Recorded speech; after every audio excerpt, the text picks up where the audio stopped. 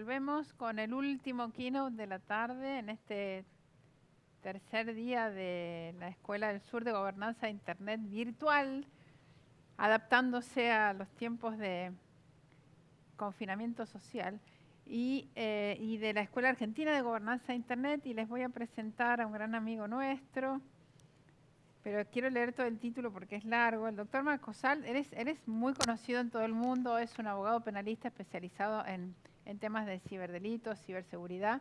Y les voy a leer el título que tiene en el programa: director del posgrado en cibercrimen y evidencia digital de la Facultad de Derecho de la Universidad de Buenos Aires de Argentina. Marcos, es un gusto tenerte aquí con nosotros. Perdón que nos demoramos un poquito, pero había muchas preguntas con Horacio Solín y nos pareció interesante que él las contestara. Acá tengo a Adrián y a Oscar Mesano que te mandan saludos.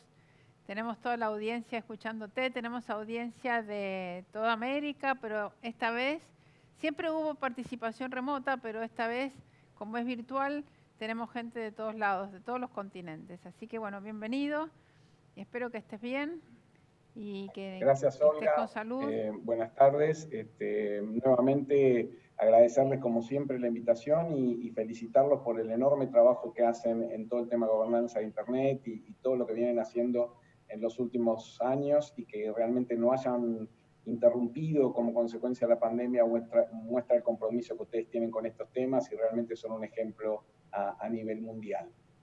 Así que muy agradecido. Y sí, Olga, hoy estaba justo preparando qué era lo más conveniente para compartir y recordaba, yo creo que nosotros empezamos a trabajar los temas de cooperación internacional en materia penal contigo en el año 2003 o 2004, 2003, por allá, por esa fecha 2003, en Cancillería, creo recordar. 2003, 2004, sí. Fue así, ¿no? En una comisión en el año 2004. Sí, estábamos pensando en la modificación del Código Penal para temas de ciberdelincuencia, que después ese proyecto no se concretó y hubo otro, pero empezamos a pensar en esa época. Eso era una comisión entre Relaciones Exteriores, Justicia y alguna otra área, la ONTI creo,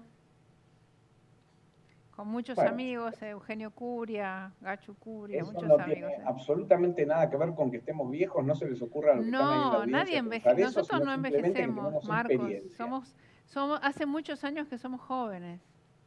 Hace muchos años que somos jóvenes y los acumulamos en experiencia. Bueno, Totalmente. si te parece voy a compartir pantalla para una Dale. breve presentación para disparar las ideas, digamos. Se ve bien, ¿no? Está ahí, ahora sí, tenés que poner proyección. Sí, ahora lo paso a modo de presentación.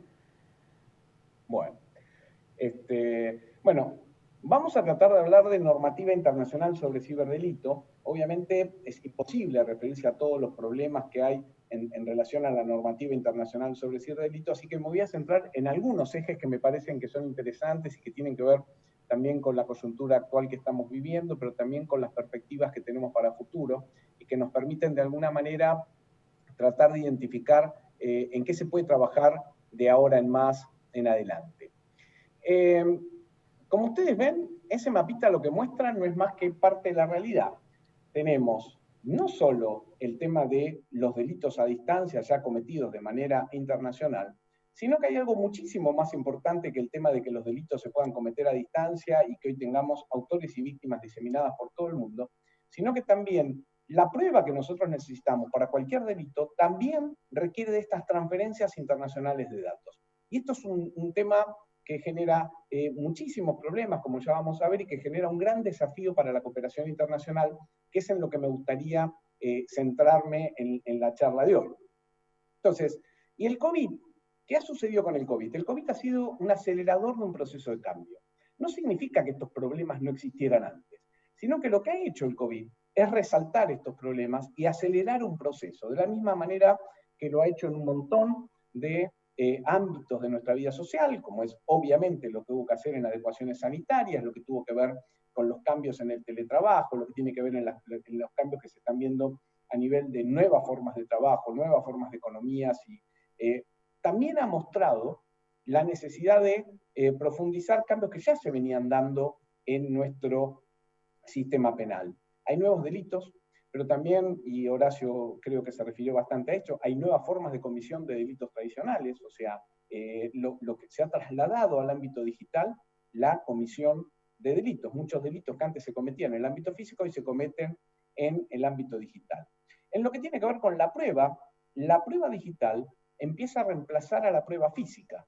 Hoy los delitos empiezan a probar, y no me estoy refiriendo a un problema de los delitos informáticos, del cibercrimen, sino que me estoy refiriendo a la investigación de cualquier delito. Cada vez más se empiezan a probar por medios digitales y no por medios físicos. Y en este sentido se produce un cambio de paradigma del proceso penal y también de la cooperación internacional en materia penal. Porque si, como ustedes ven en ese mapita así, con las flechitas que van y vienen, la información yo la tengo diseminada por el mundo, esto va a involucrar también cambios importantes en lo que tiene que ver con la cooperación internacional. Se produce un cambio importante también en lo que es la vinculación entre sector público y sector privado en lo que tiene que ver con las investigaciones penales. Ya no es lo mismo que lo que veíamos antes, sino que en la medida en que gran cantidad de estas pruebas están en poder del sector privado, se requieren nuevas estrategias de cooperación, algunos lo podrán llamar de regulación, pero si no será de cooperación del sector público con el sector privado. Y aquí un primer tema. Empieza a ser ya fundamental, si bien esto se advierte ya desde hace una década, pero ahora se advierte de una manera fundamental, la importancia de que las reformas sean homogéneas para la cooperación internacional, que las reformas que hagamos a nivel normativo se den de manera homogénea, y aquí la importancia que yo creo que tiene la Convención de Budapest, que voy a nombrar varias veces a lo largo de esta charla, como un modelo de normativa, tanto penal, procesal, como de cooperación internacional. ¿Por qué resalto tanto también el tema de la normativa? Porque al haberle señalado que el COVID actuó como un proceso acelerador, o sea, que lo que generó es que cuestiones que iban a cambiar en nuestro mundo y que iban a modificar cómo funcionan nuestros sistemas penales, se haya acelerado, y entonces el reemplazo de la prueba física por la prueba digital se dio de una manera tan rápida que el proceso que había de modificación normativa, de adecuación de nuestras normas, no se llegó a generar. ¿Vieron cómo nos dicen también que el sistema de salud no estaba preparado para la pandemia? Obviamente eso es muchísimo más grave, pero tampoco nuestro sistema normativo en todo el sistema penal, incluida la cooperación internacional, estaba preparado para este nuevo desafío de que nos cambiara el paradigma de cómo se iban a investigar los delitos y de cómo iba a ser la cooperación internacional en materia penal. Acá un corte regional. Esto no significa que la Convención de Budapest no haya tenido gran influencia en el resto del mundo, pero me quiero referir un poquito a qué es lo que sucede en la región. Y este mapa es bastante gráfico, porque si ustedes toman las Américas, ustedes ven en verde los países que ya son miembros de la Convención y ven una gran importancia a nivel regional, tanto desde el punto de vista de que son muchos los países que están ya involucrados en el proceso de la Convención, sino también, esto es muy importante, que esto nos da una posibilidad de participación en las discusiones futuras que se dan en el seno del comité que maneja el funcionamiento de la Convención de Ciberdelito, nos da una trascendencia como bloque regional de las Américas y también como bloque de América Latina, si nos separáramos de la situación de Canadá y Estados Unidos. Fíjense que Canadá, Estados Unidos, México ha pedido ya la adhesión y está en proceso. Brasil, que es un país que había sido reacio a la incorporación a la Convención, está haciendo el trámite de adhesión. Y bueno, Colombia, Perú, los países que ustedes ven ahí marcados, marcan una tendencia regional que se acrecienta también si uno toma cuáles son las recomendaciones, las últimas recomendaciones de los organismos regionales. OEA, Mercosur y el Foro de Presidentes de los Poderes Legislativos de la Cuenca del Caribe, que se han pronunciado recientemente sobre la importancia de adherir a la Convención de Budapest y han recomendado la adhesión a la Convención de Budapest. ¿Qué es lo que hace la Convención de Budapest? La Convención de Budapest tiene una parte que armoniza las normas penales, otra parte que armoniza normas procesales y después tiene un capítulo de cooperación internacional. ¿Cuál fue la gran virtud que tuvo? Piensen que esta convención en este sentido es vieja, en el sentido cuando fue redactada, se aprueba en el año 2001, en el marco del Consejo de Europa. Para los que no conozcan sobre cómo fue la historia, la convención se hace en el marco del Consejo de Europa, pero con una intención de alcance internacional, o sea, como un convenio de cooperación internacional en materia penal abierto a todo el mundo. De hecho, hoy hoy son 65 países miembros ya, obviamente todos los países del marco del Consejo de Europa, todos los países europeos con los que tenemos una enorme tradición de cooperación, más Estados Unidos, Canadá, Australia, Israel, por poner ejemplos de países con los que tenemos una gran tradición de cooperar en materia penal, que forman parte de la Convención y que tienen trascendencia desde el punto de vista de lo que es el intercambio de evidencia digital. ¿Qué advirtió la Convención? Que había que tener estandarizado normas penales, pero que también había que tener normas procesales, que no alcanzaba nada más con que tener normas penales.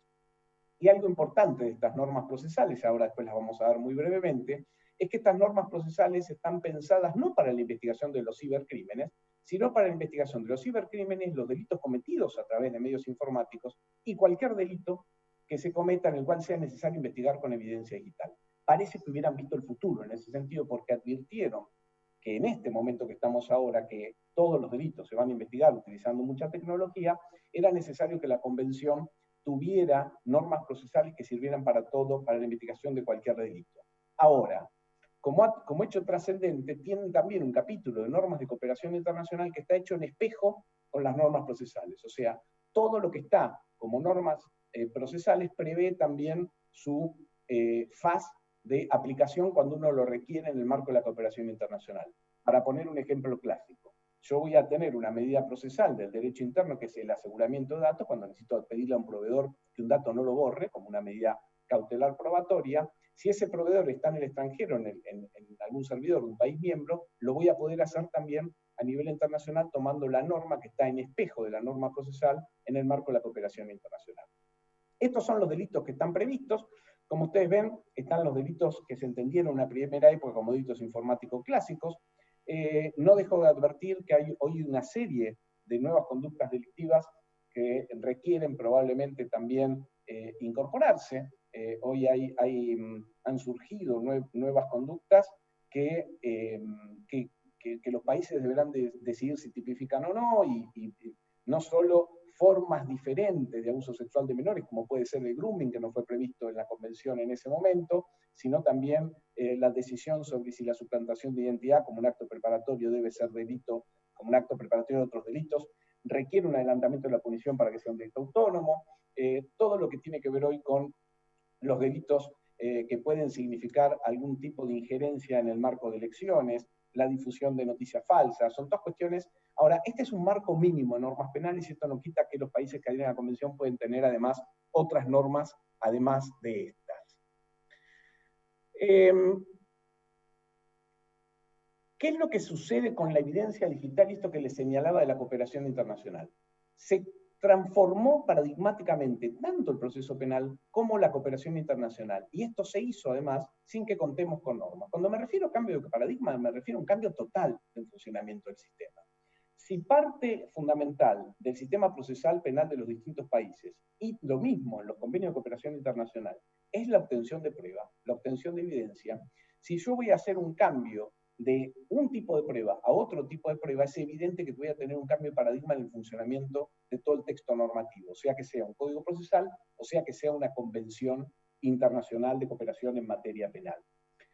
Y entonces aquí nos aparece la diferencia entre prueba física y prueba informática, la falta de una regulación expresa en los códigos procesales locales, nuevas formas de cooperación internacional en materia penal. Y esto nos trae un problema que es al que quiero hacer mucha referencia, que es, en la medida en que los textos normativos que tengo vigentes de cooperación internacional no me dan soluciones a los problemas de la evidencia digital, empiezan a surgir nuevas formas de cooperación, en donde el sentido, lo que yo he llamado sentido común tecnológico, puede de alguna manera afectar criterios jurídicos. Entonces, por ejemplo, empiezan a surgir un montón de formas de cooperación voluntaria, ya sea de una empresa o de autoridades judiciales de un país con otro, o de policías de un país con otro, que se dan de manera informal por fuera de los pactos internacionales, que son sumamente útiles, que acentúan la idea de una eficiencia, pero que tienen ese enemigo oculto que yo pongo al final de esta placa, digamos, que es la nulidad como un enemigo oculto de la cooperación internacional informal. ¿Qué significa esto? Que la tecnología me permite hoy hacer determinadas cosas que al no estar reguladas adecuadamente los textos normativos, tanto en el derecho interno como en la cooperación internacional, me puede generar problemas a la hora de que lo quiera usar en un proceso penal determinado. Estas son las medidas de prueba que tiene prevista la Convención. Son medidas de prueba muy básicas. En eso yo siempre hablo de los viejos desafíos del derecho procesal. Viejos en el sentido de que en la gran mayoría de los países del mundo esto ya está regulado de manera especial. O sea, la claridad de saber que los medios de prueba informáticos requieren medidas de prueba y de investigación absolutamente diferentes y que no sirve aplicar por analogía las normas que están previstas para la evidencia física, ya está prevista en la gran mayoría de los códigos del derecho europeo continental, por poner un ejemplo, el Código Procesal alemán, el Código Procesal italiano, el Código Procesal español, después de la reforma del año 2015. Ahora, yo lo llamo viejo desafío, pero en la República Argentina y en muchos de los países de la región son todavía desafíos porque no los tenemos regulados en nuestros códigos procesales penales. No tenemos el aseguramiento de datos, no tenemos la orden de presentación prevista con las características que tienen los datos informáticos como elemento de prueba, diferente a lo que puede ser un documento o una cosa. No tenemos previsto la diferencia que hay entre el registro y secuestro de datos en relación a lo que es el registro y secuestro de elementos físicos en el marco de un allanamiento o en el marco de una requisa, y también tenemos muy asimilado lo que es la obtención en tiempo real de datos de tráfico y datos de contenido a la que son las viejas normas de intercepción de comunicaciones telefónicas. Ahora, esto que eran los viejos problemas, trajo ahora en tiempos actuales nuevos problemas. El llamado going dark de las investigaciones, que tiene que ver con muchas de las facultades que da la tecnología de hacer más difícil la investigación de los delitos, no solo de los delitos informáticos, sino de todos los delitos en los que se utilice tecnología, tiene que ver con la encriptación, con el anonimato, la utilización de técnicas de inteligencia artificial para generar técnicas también de captación de datos y utilización de datos a los fines de cometer delitos. Todas cuestiones que tornan sumamente difícil la investigación utilizando esas viejas herramientas que le decía antes.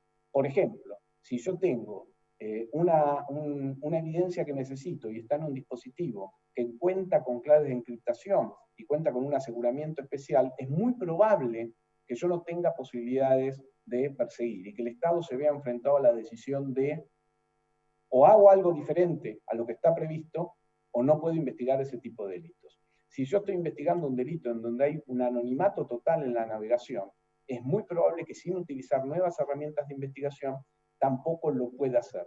Y así han surgido nuevas formas de investigación y nuevos problemas también, tanto para el derecho procesal como para la cooperación internacional. He señalado algunos. El acceso transfronterizo de datos y la validez de la prueba, tanto la obtenía a través de cooperación asimétrica, o sea, lo que es la cooperación entre una autoridad judicial de un país con una empresa de otro, cuestión que no está prevista en los convenios internacionales, como es la extensión de registro y secuestro de datos desde un dispositivo. Por ejemplo, si alguien me allanara en este momento porque sospecha un delito que he cometido y ingresa a mi computadora, probablemente gran parte de la información esté alojada en servidores que están en extraña jurisdicción. Eso va a requerir lo que se llama una extensión del registro y secuestro desde mi dispositivo a un dispositivo que está en extraña jurisdicción, y esto genera muchísimos problemas en términos de la validez de la prueba. Los rastrillajes, el uso de datos obtenidos en fuentes abiertas, el agente encubierto digital y las entregas vigiladas, los datos de localización, videovigilancia, drones, técnicas remote forensic, son todas cuestiones que los países han ido generando para dar, por ponerlo de alguna manera, luz a eso que era el going dark en las investigaciones.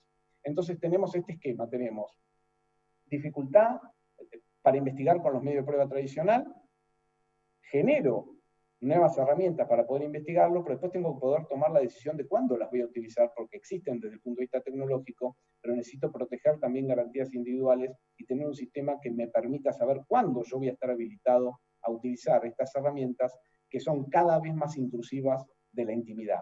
Y acá se genera una carrera entre lo que es dificultad en investigar, nuevas herramientas que permiten destrabar estas dificultades y lo que es protección y regulación desde el punto de vista de las garantías.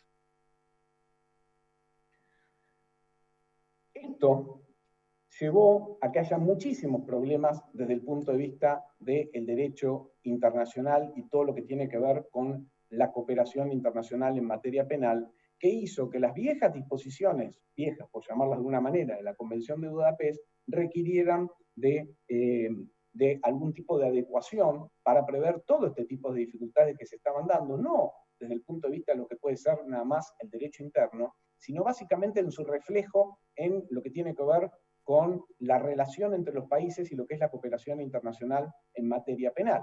Yo tengo necesidad de acceso transfronterizo de datos, pero también tengo determinadas herramientas de investigación que no respetan fronteras. Para poner un ejemplo, si yo tengo una investigación en donde estoy utilizando un agente encubierto aquí en la República Argentina y está haciendo una investigación en la Deep Web, muy probablemente durante esta investigación no solamente se vincule con sitios que están en la República Argentina o con direcciones IP que están en la República Argentina. Y esto puede significar algún tipo de conflictos desde el punto de vista del derecho internacional, o por lo menos no está previsto.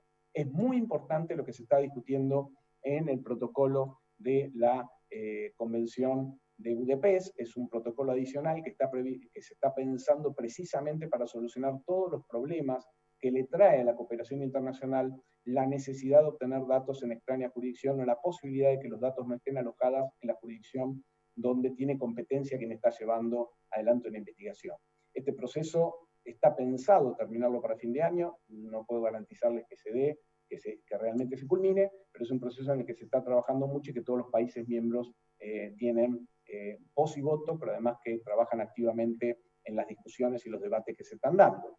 Solo por poner algunos ejemplos de cuestiones más importantes que se están debatiendo. Formas de cooperación directa con proveedores en extraña jurisdicción, revelación directa de datos en supuesto de emergencia, esto a través de las unidades 24/7. Piensen ustedes que pueden haber situaciones de emergencia en donde el exhorto internacional, los mecanismos de cooperación internacional serían absolutamente ineficientes a la hora de obtener una prueba en entornos digitales.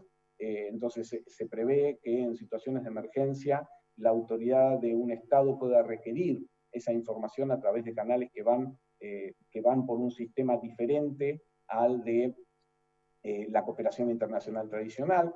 Obtención de datos de dominio de las entidades proveedoras,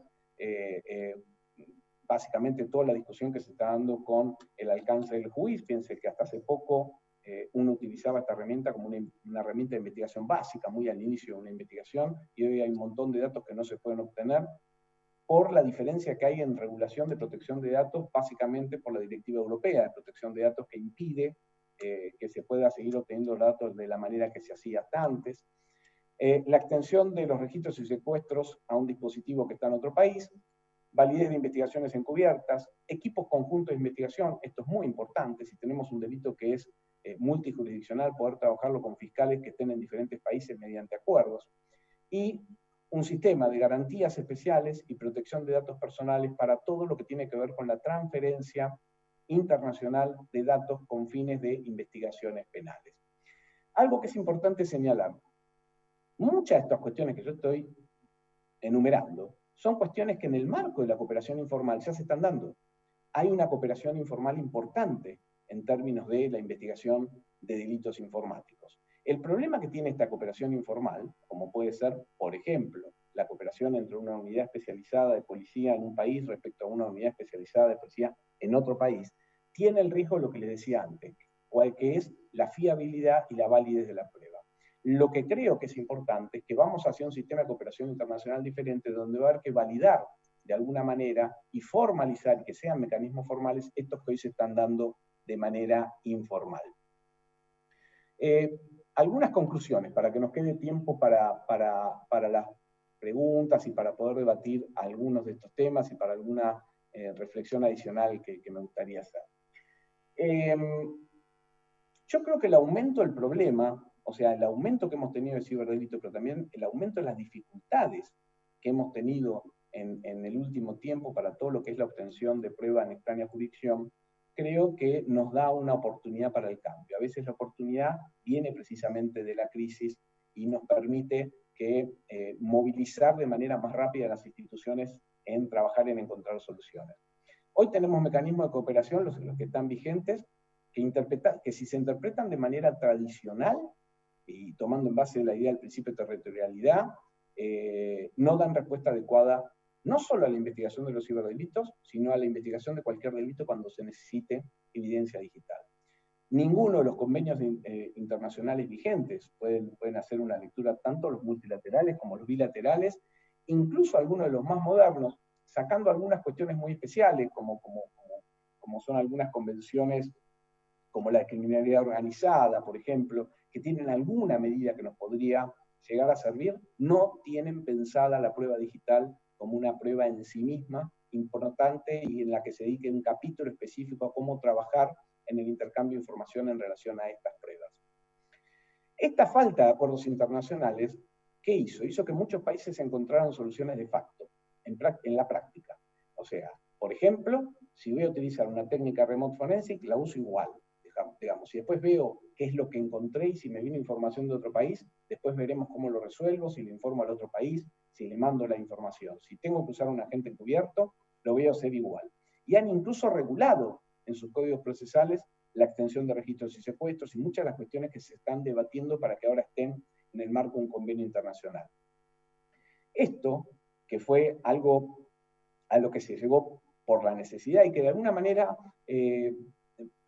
coadyuva creando costumbre internacional que va a hacer más fácil la discusión de todas estas nuevas medidas, sin embargo, genera un peligro de afectación para las libertades individuales, porque se está realizando fuera de un marco regulativo, fuera de tener en cuenta algunas garantías procesales que pueden ser diferentes de un país a otro y que requieren algún tipo de armonización estatal. Y al mismo tiempo genera conflicto entre los propios países. Si después nos queda tiempo, hasta podríamos ver algunos ejemplos de discusiones que se han dado en el marco del derecho internacional por la utilización de este tipo de medidas o medios de investigación con carácter transnacional. ¿Alguna propuesta? Creo que debemos trabajar urgente en reformar los que lo necesiten los códigos penales, los que lo necesiten los códigos procesales penales, y que la armonía en la legislación, en el sentido que no todos los códigos tienen que ser iguales, pero la armonización de estándares ayuda a una mejor cooperación internacional.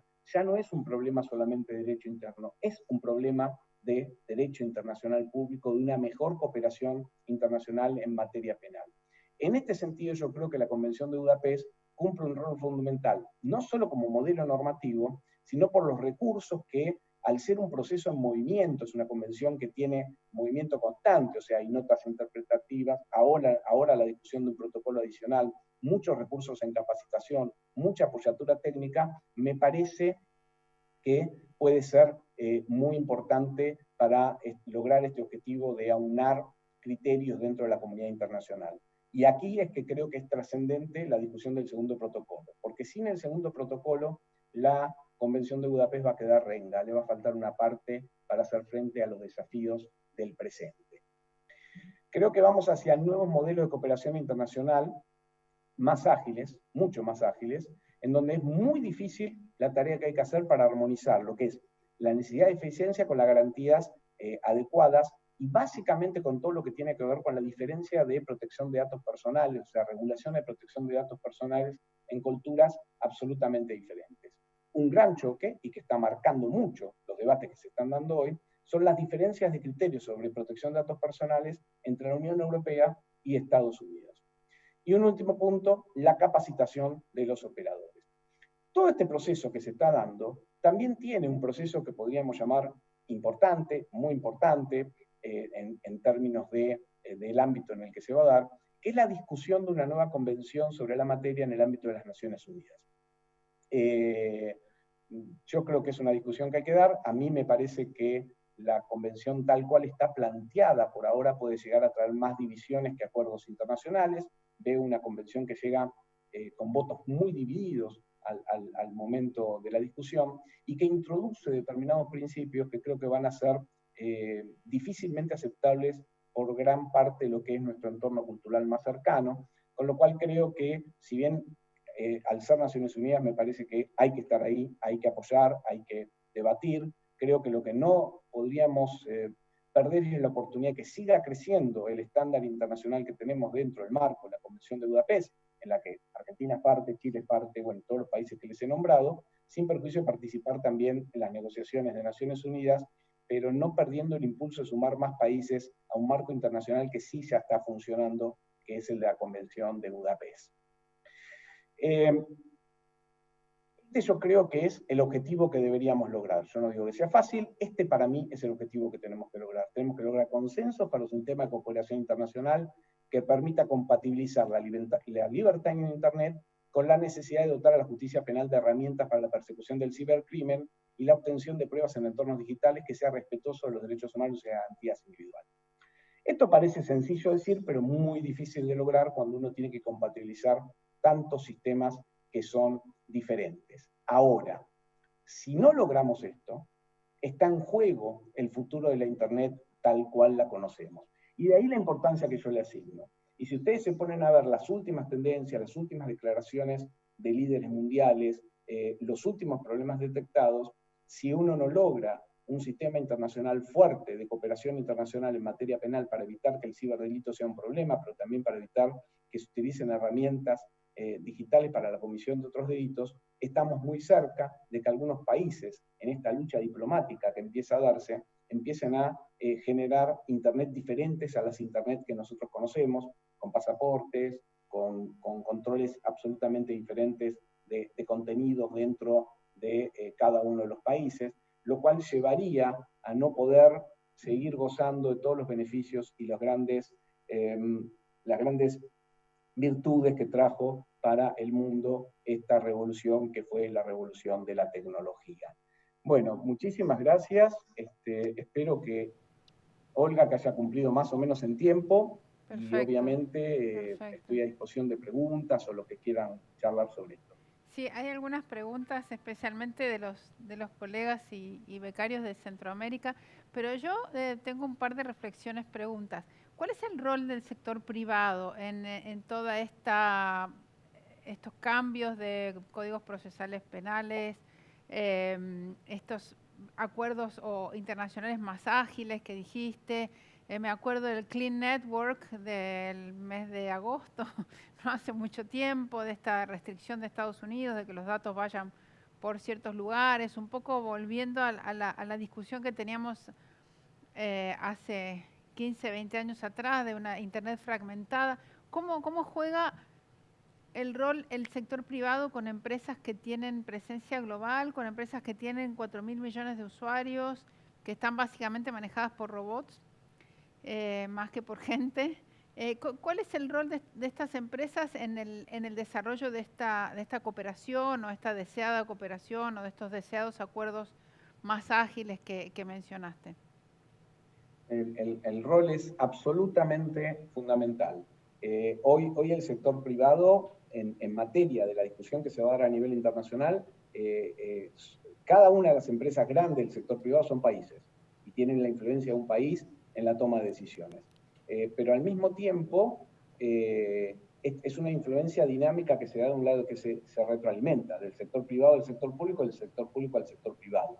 Cuando yo hablo de la crisis como como una oportunidad, es porque creo que la crisis que estamos viviendo hoy en términos de ciberseguridad y de aumento de delitos en Internet, hackea también al sector privado y probablemente tengamos un sector privado más proclive a colaborar con todos estos procesos e incluso a invertir más en todos estos procesos porque les va también su suerte futura de aquí en adelante.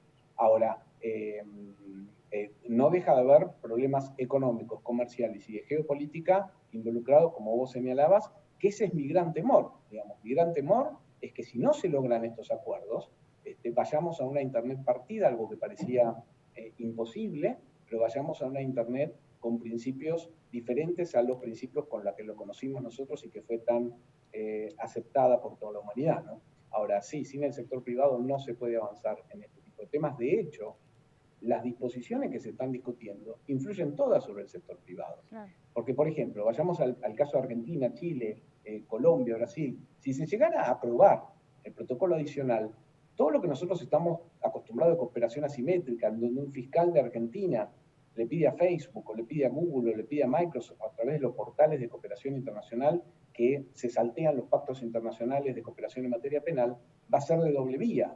O sea, por ejemplo, una compañía en la Argentina también le va a tener que contestar a un fiscal de Estados Unidos que le pida la información, o un fiscal de Alemania, o un fiscal de otro país.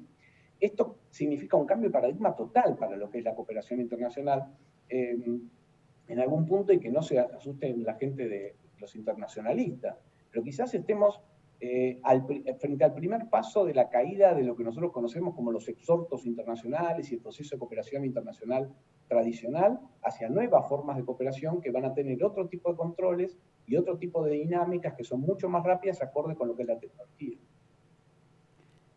Acá tengo a Julio Cruz que pregunta si por casualidad estás informado sobre la ley de ciberdelitos en Nicaragua, que tiene menos de 2 semanas de existir.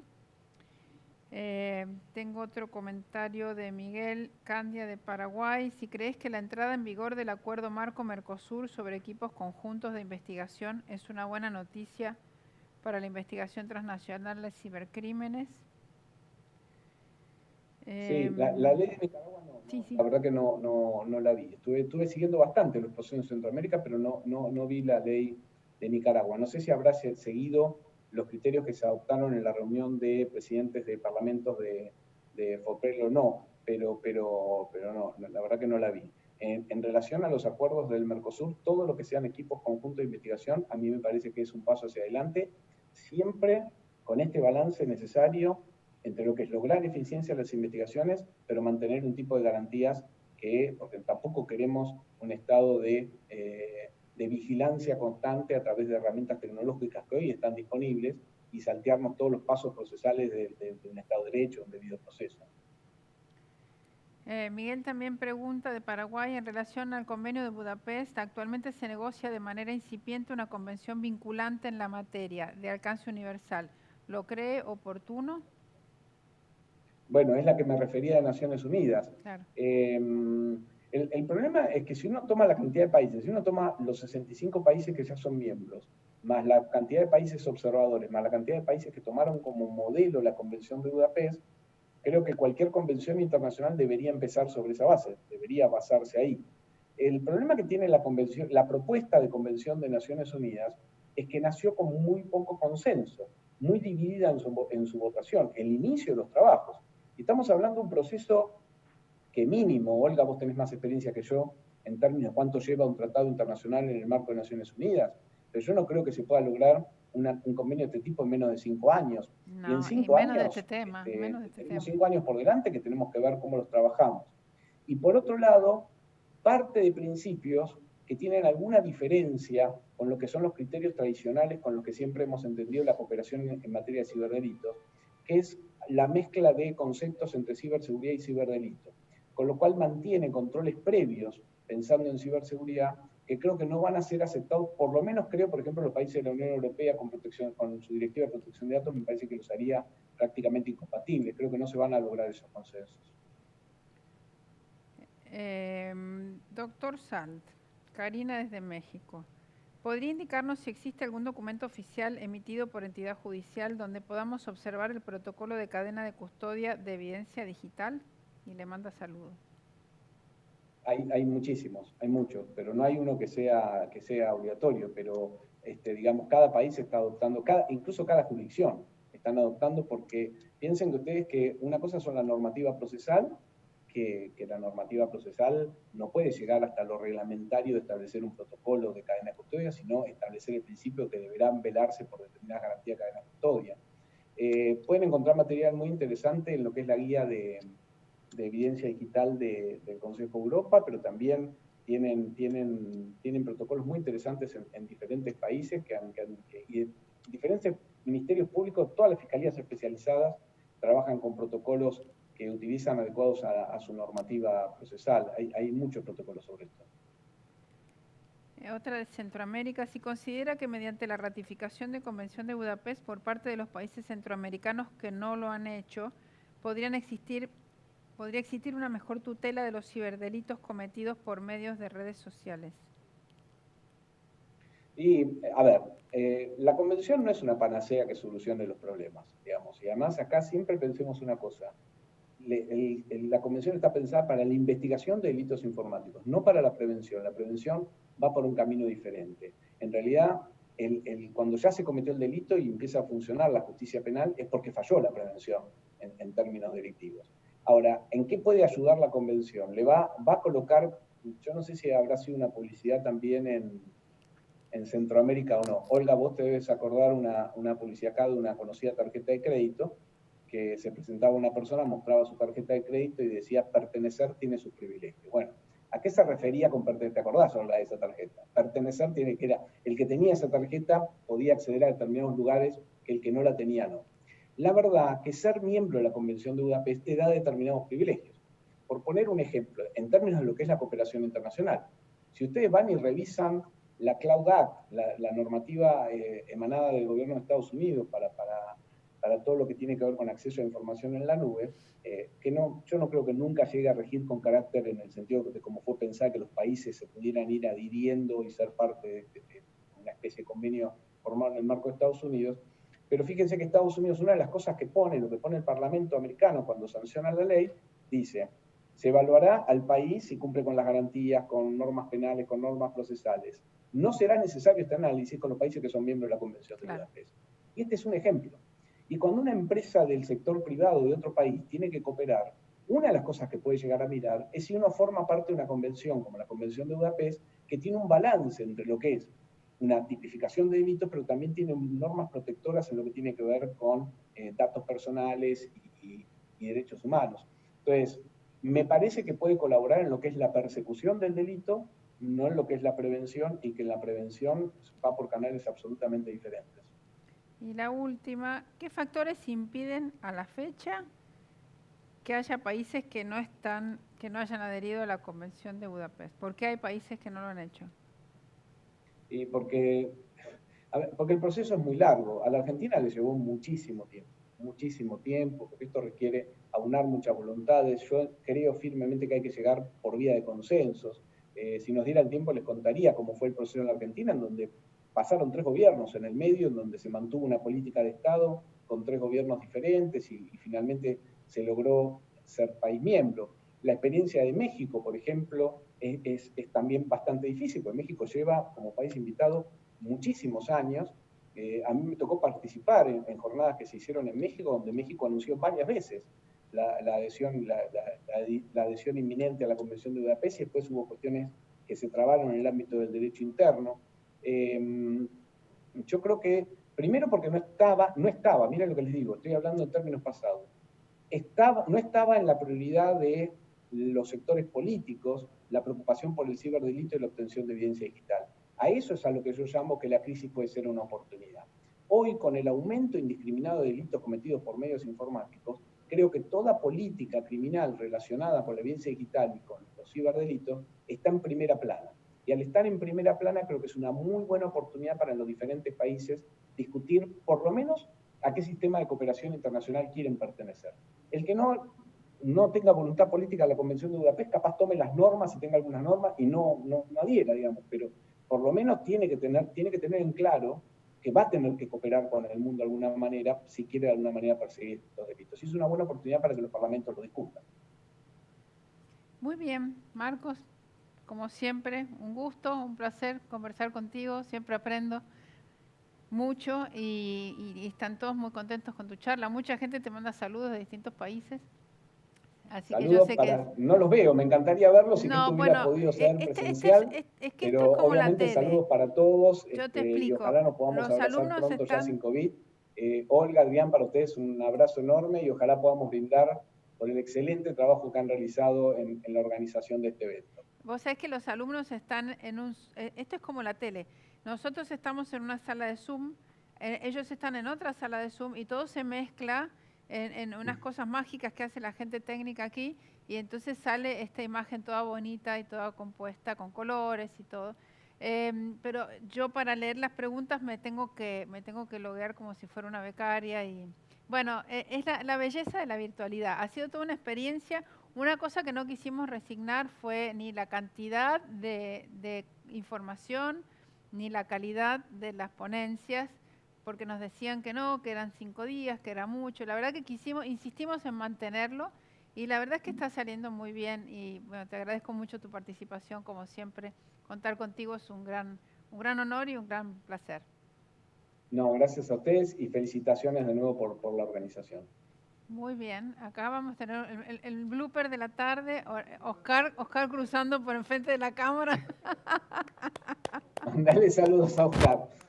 Bueno, ojalá nos veamos pronto en el próximo evento que sea presencial. Ojalá que sea presencial, que estés muy bien. Un abrazo desde acá de todo el equipo y que tu familia esté bien y con salud. Te mando un abrazo, Gracias. un beso. Chao. Gracias, Bueno, ahora vamos a ver que acá la muchachada técnica, Lucas, que hace magia con las imágenes, nos va a mostrar qué es lo que tenemos mañana. 6 en punto, qué maravilla. A Jocelyn con un keynote sobre navegación segura versus violencia digital, muy interesante, ya la vieron hoy moderando un panel de Panamá. Después tenemos un super panel de brecha de género en Internet y TIC, con distintas visiones, muy interesante, moderado por Matías Centeno, del INTA. ¿Qué más tenemos? Social media, de redes sociales, comunicación, misinformation y fake news. Ven que vamos a temas más sociales, mañana y pasado. Diego Navarro nos va a hablar de FinTech, innovación al servicio del cliente usando tecnología. Después tenemos a Lina, no sé si... Ahí está, Lina, muy bien. Lina Ornelas de Google, adopción digital acelerada por COVID-19, ventajas y desafíos. Lina está en México, Diego Navarro está en Mendoza y José Vega Gallardo está en Panamá. Nos va a hablar sobre nuevas tecnologías e inclusión financiera. Mañana vamos a temas más económicos financieros. Después, Joana Caterina Faliero nos va a hablar de criptomonedas. También tiene un keynote ella. ¿Y cómo seguimos? Nicolás comenta, y después tengo a mi amigo Michael Palach que va a hablar sobre Digital Identity, que es un tema muy, muy nuevo. Este es el día de mañana. Así que, bueno, ven que vamos pasando ya la ciberseguridad y la ciberdelincuencia, la revisamos toda hoy. Vamos a ir a temas más económicos y sociales mañana y pasado. Así que nos vemos mañana a las 10 de Argentina, 8 de Colombia, 8 de Perú, 8 de México y las otras horas, fíjense ustedes. Nos vemos mañana y gracias por estar ahí con nosotros todo el día.